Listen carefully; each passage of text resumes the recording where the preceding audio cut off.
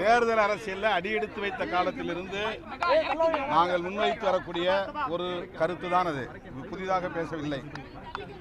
1999 விடுதலை சிறுத்தைகள் கட்சி மூப்பனார் அவர்களோடு கைகோர்த்து தேர்தல் அரசியலை அடியெடுத்து வைத்த போது நாங்கள் வைத்த முழக்கம் கடைசி மனிதனுக்கும் ஜனநாயகம், எளிய மக்களுக்கும் அதிகாரம் என்பதாகும்.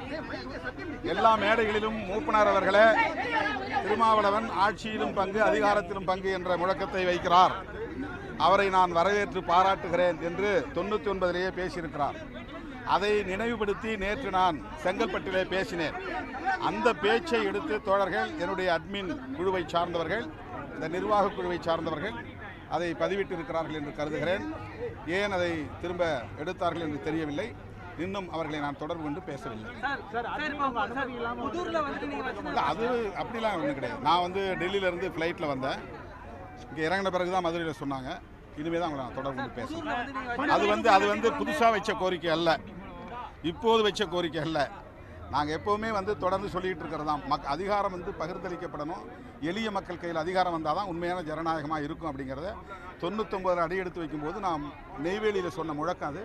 அதை கேட்டுட்டு தான் மூப்பனார் இங்கே மதுரையில் முதல்ல தேர்தல் பிரச்சார பொதுக்கூட்டம் முதல் முறையாக மதுரையில் தான் நாங்கள் கலந்துக்கிட்டோம் மூப்பனாரோட.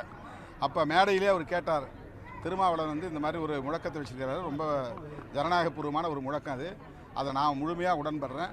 நம்ம கட்சி ஆட்சிக்கு வந்தால், அப்போ நாடாளுமன்ற தேர்தல் தான் இருந்தாலும் அவர் சொன்னார், அதிகாரத்தை பகிர்ந்தளிக்கணுங்கிற அவருடைய கோரிக்கையை நான் வரவேற்கிறேன் அப்படின்னு அவர் பேசியிருக்கிறார்.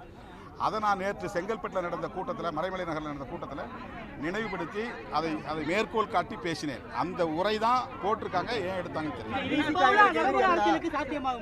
அதனால் ஒன்றும் தப்பு கிடையாது. எப்போவுமே இப்போ என்ன ஜனநாயகத்துக்கு விரோதமான ஆட்சியை நடந்துக்கிட்டு இருக்கு அப்படி இல்லை. ஜனநாயக பரவலாக்கத்தில் அதிகார பரவலாக்கம் முக்கியமானது, ஒரு முக்கியமான ஃபேக்டர் அது. அதை எப்பவும் பேசலாம், எப்பவும் கேட்கலாம், அது ஒன்றும் தப்பு கிடையாது.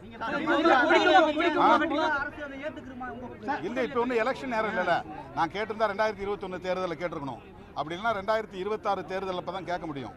இப்போ அவங்க என்னுடைய உரையை எடுத்து போட்டு டைட்டில் போட்டுருக்காங்க. அது என்ன காரணத்தினால எடுத்து? செய்திகளை உடனுக்குடன் தெரிந்து கொள்ள உடனே சப்ஸ்கிரைப் பண்ணுங்க.